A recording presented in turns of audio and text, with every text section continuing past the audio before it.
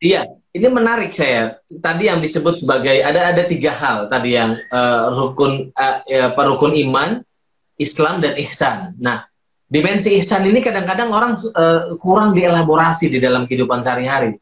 Orang terlalu banyak mementingkan, bukan mementingkan, maksudnya orang lebih sering mengingat rukun Islam dan rukun iman, tetapi dimensi ihsan di dalam kehidupan sosial tuh justru orang lupakan.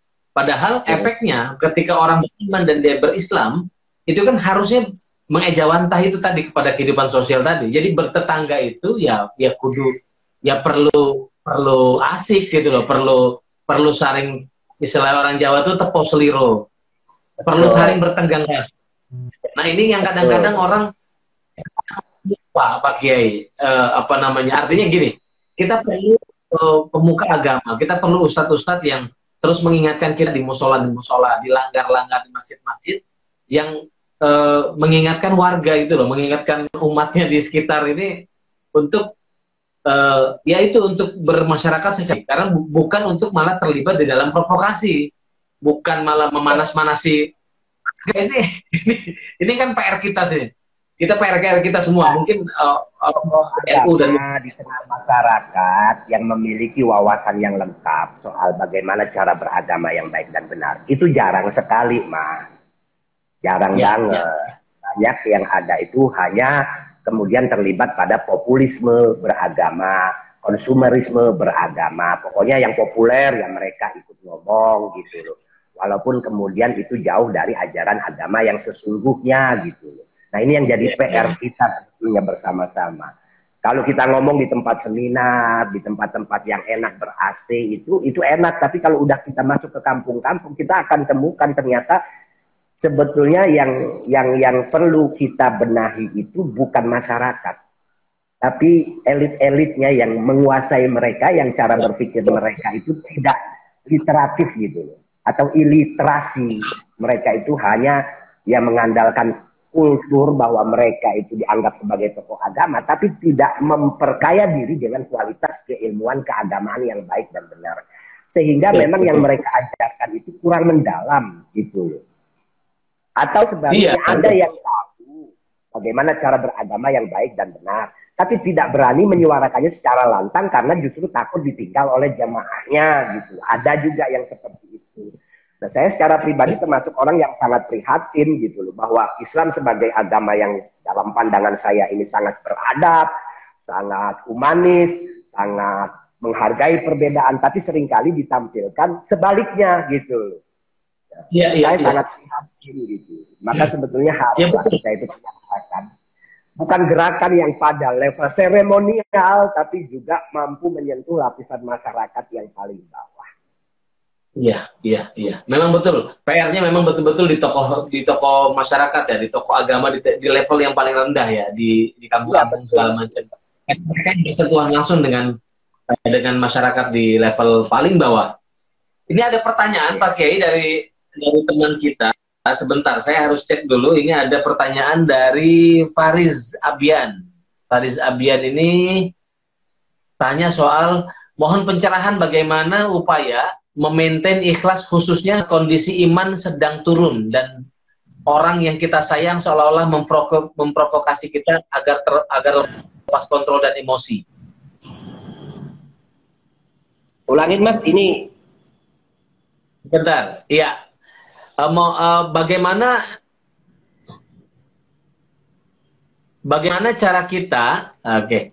Bagaimana cara kita memaintain ikhlas supaya khususnya saat kondisi iman sedang turun dan orang yang kita sayang seolah-olah memprovokasi kita agar lepas kontrol. Jadi memaintain iman itu bagaimana saat diprovokasi orang lain? ya baik, baik, baik, baik. Itu tadi saya sudah Faris mengutip aja. hadis Nabi. Ada nabi, ada apa namanya hadis yang sudah saya kutip itu, kata Nabi Muhammad itu, mansom apa asyamu junnatun, puasa itu perisai diri, perisai jiwa agar kita itu tidak apa namanya atau mampu menghindarkan diri dari hal-hal yang negatif. Fala yarfus Ya, fala yarfus wala yajhal. Orang yang berpuasa itu jangan berkata kotor dan jangan bertindak bodoh. Fa ini mru'un qatalahu aw syatamahu falyaqul inni shaim. Kalau ada orang yang mencaci maki dia atau menantang dia, maka falyaqul inni shaim. Orang yang berpuasa itu hendaknya dia sadar bahwa dia sedang puasa sehingga tidak merespon provokasinya, tantangannya, caci makinya.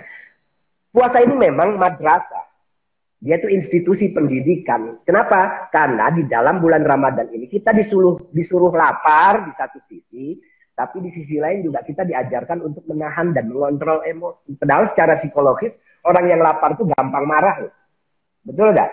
Iya. Orang lapar, orang itu gampang marah. Maka ketika kita sedang berpuasa, berhadapan dengan provokasi, yang tadi bahkan provokasinya itu dari yayangnya, orang yang kita sayang itu.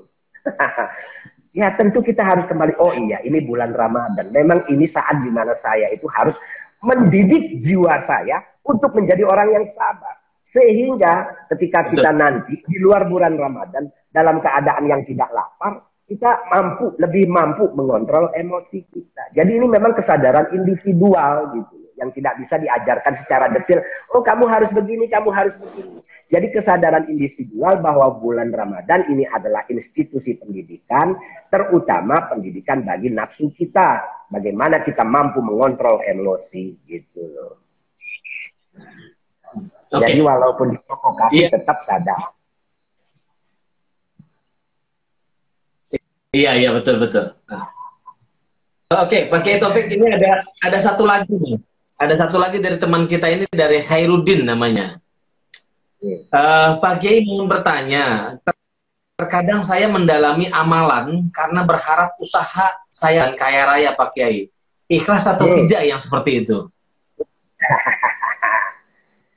Ya, itu bukan soal ikhlas atau tidak. Itu tidak salah yang seperti itu. Nah, pada level pemahaman spiritual, orang seperti itu berarti kalau dalam konteks sufi itu mendekatkan diri kepada Allah, yaitu baru menggunakan asma'nya Allah. Ar-Razzaq. Asma'nya Allah. Jadi ada orang itu mendekatkan Allah itu pada asma'nya, pada sifatnya, pada zatnya. Yang paling tinggi itu pada zatnya. Kalau orang amalan, minta sukses, minta kaya, itu berarti dia sedang mendekatkan Allah dalam konteks namanya Ar-Razzaq. Ya Allah, Maha pemberi rezeki, sukseskanlah usahaku, berikanlah aku keuntungan yang besar. Itu masih mendekatkan diri, namanya Allah. Nah, level kedua nanti ada orang itu yang mendekatkan diri itu dalam level perbuatan Allah, af'al, perbuatan Allah. Jadi dia tidak meminta secara spesifik, tapi akan mengatakan bahwa dia, terserah engkau ya Allah, apa yang baik untukmu berikanlah kepadaku. Aku tidak minta rezeki, tidak minta pacar, tidak minta anak, dan lain sebagainya. Tapi terserah Allah. Itu berarti mendekatkan diri pada level perbuatan Allah. Jadi begitu. Al-Qadir, Maha Kuasa. Qudroh, Al-Irodah, Maha Kehendak. Allah punya kehendak. Sifat Allah ini. Nah, yang terakhir itu adalah orang yang mendekatkan diri pada level zatnya Allah. Nah, ini sudah tidak berpikir apa-apa kecuali Allah. Allah mau kasih apa enggak, terserah. Bahkan dia tidak minta apapun, bahkan tidak minta ampunan, tidak minta surga. Yang dia minta hanya aku ingin dekat padamu. Nah, jadi saya mengatakan orang yang tadi melakukan amalan pengen kaya dan lain sebagainya, itu level ibadah atau level kesadaran spiritualnya itu baru menyentuh nama Allah. Belum menyentuh sifat Allah, apalagi zatnya Allah. Ya, gitu. Dan itu tidak salah. Cuman juga jangan sampai kita terjebak pada hal-hal yang tidak rasional. Bahwa hukum alam ini adalah hukum Allah yang dalam bahasa agama disebut dengan sunatullah, itu mengajarkan. Kalau orang ingin kenyang, makan. Orang ingin pinter, belajar. Orang ingin kaya, dia kerja keras dengan berbagai trik-triknya gitu loh. Kerja keras dengan berbagai ilmunya itu. Jadi doa itu hanya sandaran spiritual supaya mental kita itu kuat dalam menghadapi hidup. Nah, sekali lagi, untuk mendapatkan rezeki yang banyak, kerja yang keras dan kerja yang cerdas. Dan itu hukum Allah, itu bukan hukum manusia. Yang dalam bahasa agamanya disebut sunnatullah itu. Artinya kadang-kadang saya juga mengatakan, kalian atau siapapun tidak perlu berdoa, gitu loh. Maksudnya tidak perlu berdoa kalau memang dia sudah melakukan kerja yang baik, yang keras, yang cerdas untuk mendapatkan rezeki. Itu sudah bagian dari kepasrahan menjalankan hidup sesuai dengan kehendak Allah yang kemudian terbingkai dalam apa yang kita kenal dengan sunnatullah. Seperti kembali lagi secara sederhana, ingin kenyang makan, ingin pintar belajar, ingin dapat rezeki yang banyak, ya kerja keras. Ini sunnatullah gitu. Iya. Jadi ada ikhtiarnya, bukan cuma sekedar berdoa untuk ini dan itu segala macam, tapi ada usaha yang dijalankannya, ada ikhtiar yang dijalankan oleh manusia. Nah, kadang-kadang manusia ini pakai kenapa pertanyaan itu muncul, karena kebanyakan manusia ini kan kurang yakin. Jadi selain bekerja, iya, selain bekerja, dia juga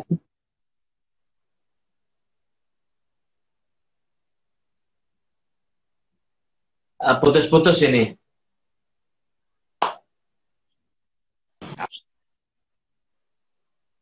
Suaranya putus-putus. Tadi saya nggak dapat dengar suara Pak Kiai Taufik.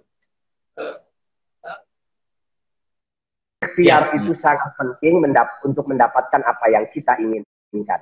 Seperti yang saya sebutkan tadi, ingin pintar belajar, ingin makan, ingin kenyang makan, ingin punya uang, ya kerja. Ya. Nah, doa kita itu supaya mental dan spiritualitas kita itu punya sandaran kepada Allah, supaya ketika kita mendapatkan apa yang kita inginkan, kita tidak sombong, tidak angkuh, dan kalau tidak mendapatkan apa yang kita inginkan, kita tidak gampang putus asa atau stres.